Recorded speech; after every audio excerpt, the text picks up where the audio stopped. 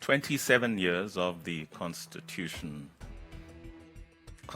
democracy, 26 years of the constitutional court, 25 years of the Constitution.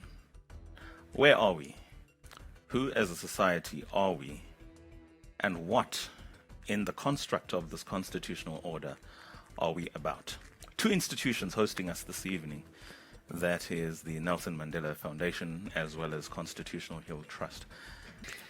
In the 25th anniversary of the Constitution, our partnership is premised on critical engagements with the intention to metabolize a compelling and a productive discourse on the state of the Constitution and thereby the state of this country.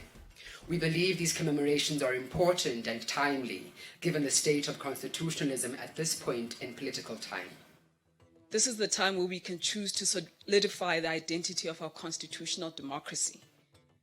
What kind of identity are we going to be solidifying going forward, right? What kind of a nation do we want?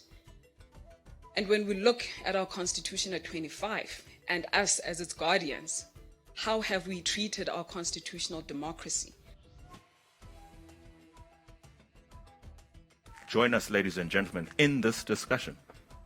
The politics of the rule of law.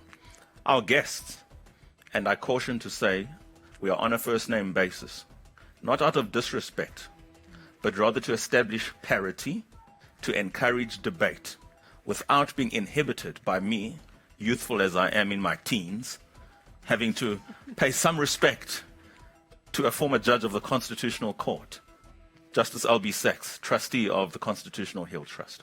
Rule of law, rule of law, rule of law being discussed all the time. Where does it come from? It doesn't come from Europe. It comes from us, from our struggles. As well as, second of our panelists, Justice Cato Regan, who is now the chairperson or the director of the Benara Human Rights Institute at the Oxford University. The kind of ordinary, all of us South Africans want to live in a society in which, in a sense, there's respect for the rule of law. But of course, that means the law must be respectful and respectable. Third panelist, academic, University of Pretoria Law Department, Professor Ntombizozo Gojani Mango. I believe that we are here today because there has been a lack of accountability somewhere, somehow. So meaning that there has been a breach of the rule of law.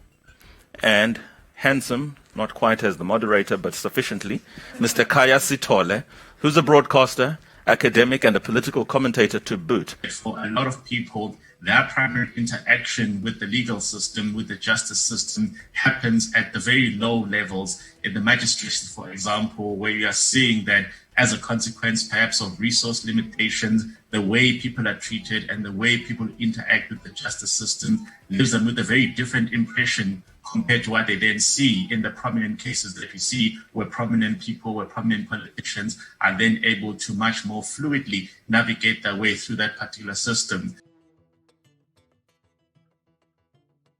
The politics of the rule of law. These are our four panelists. So the basic understanding of the rule of law is that there must be law that is supreme. And in our case, we have the Constitution. That will be, of course, we also have some other South African law that must be followed. And public power or authority must be exercised in accordance with the law. So those who exercise public power without legally conferred authority will be acting arbitrarily. The law must apply equally to everyone, irrespective of their status. So it doesn't matter whether a person is a prince, a person is a president, or it's just you and me. And courts are responsible for enforcing the law, and they must do so in a manner that protects basic rights. And it puts an enormous obligation on those of us who are politicians, those of us who are judges, those of us who are agents of the state, like the police, to make sure that the rule of law, that the law is fair and is clear and is consistent and is fairly applied. The rule of law then depends so much on context. And we've achieved this wonderful constitution. It means we should stand by the constitution we fought so hard for and not try and denounce it and not evade it. At the end of the day, you must exercise your power in a manner that is consistent with law. And it is courts that apply that law to make sure that, in fact, you are exercising law when you exercise power. And that means that the rule of law always means it brings courts into the tension with politicians, because it is courts that must make sure that the rule of law and that laws are there and are properly followed. Talk us through the rule of law in the context of the TRC in establishing South Africa as we are, and if there are shortcomings of the TRC process, Albi. The issue of the TRC actually cropped up very, very late. Very late. It cropped up at an ANC meeting when we had to decide on the NEC what to do about our guards who had captured enemy agents. We had to do something. The Motsinyane Commission reported we had to do something. And we decided it's not just for us to do that. It's up to our whole society to examine the violations and crimes of the past. And it must be done by the nation, not just the ANC. And overwhelmingly, the apartheid crimes had to be investigated. The people that had plundered an entire country into submission got off scot-free. And the reality here is that the expectation perhaps has been amplified over time, because we then say, wait, hold on. In 1994, there was indeed the universal franchise. We get that. That's one part.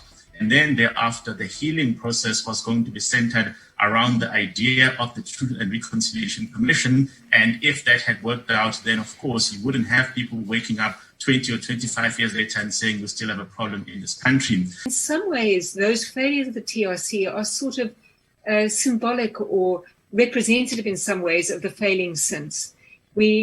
A lot of, I think, our weaknesses are about the challenge. It is very difficult to undo patterns of inequality and injustice. Is it conscionable that you would be a judge having to deal with the office of the president in this context, former president in this context, whilst all the while telling South Africans about the sanctity and importance of the rule of law? I'm talking about accountability. I'm talking about all things a democracy should represent, such that there are no persons who feel, as Kaya referred to earlier on, with no franchise and no purchase. I think that is right. I think when one takes public office, one carries a burden. It's a benefit, it's a power, but it is a burden. And this is now not so much a legal answer as a question of political ethic culture. But I do think people who take public office carry a burden, and that is that they have to be role models for the whole society. And those role models need to show the commitment to human rights and to the rule of law and to our democracy.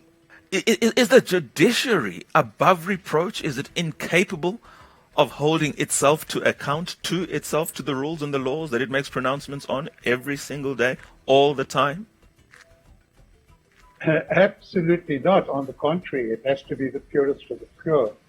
And, one of the reasons people say, Albi, why are you so optimistic and enthusiastic about the Constitution and the democracy, the rule of law in South Africa, when there's so much corruption, there's so much inequality, there's so much violence, and all those things are there. And in a way, it's because Kate and I and others, we were in a kind of bubble. We weren't running for office. We weren't in parliament. We were the people superintending this wonderful thing called the Constitution.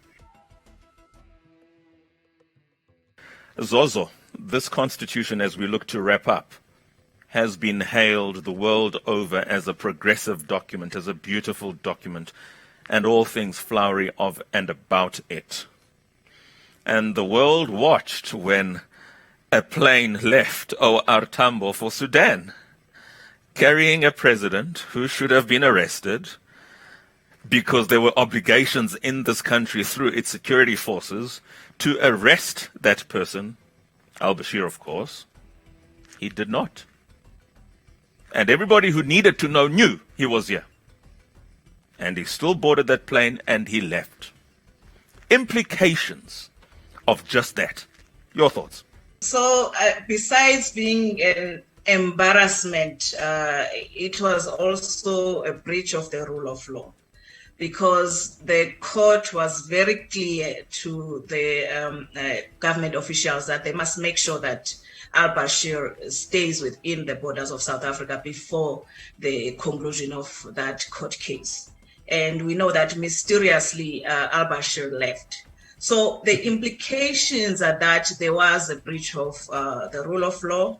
There was a lack of accountability, because I do not remember the officials or even the executive being held to account when it came to this, except for the fact that we were held accountable as South Africa within the international sphere, even though we did get scot-free.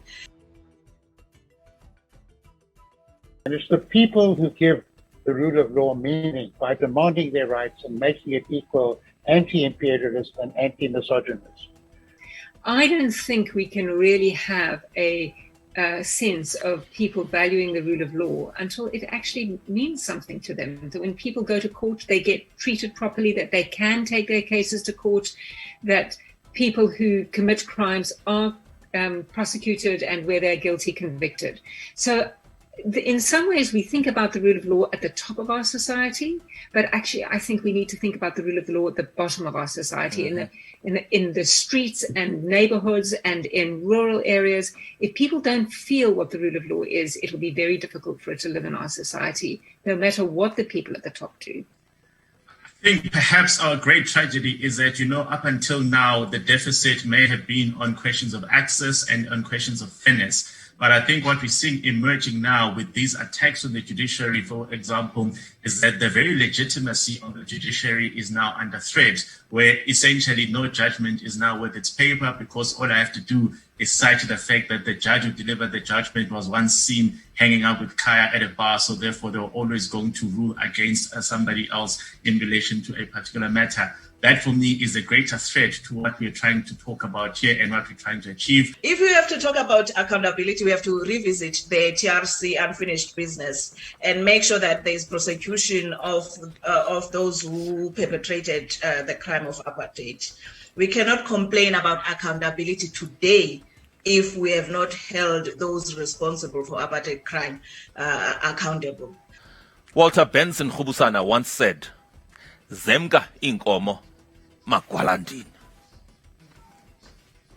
Thank you, everybody. That was the roundtable number 1, the politics of the rule of law.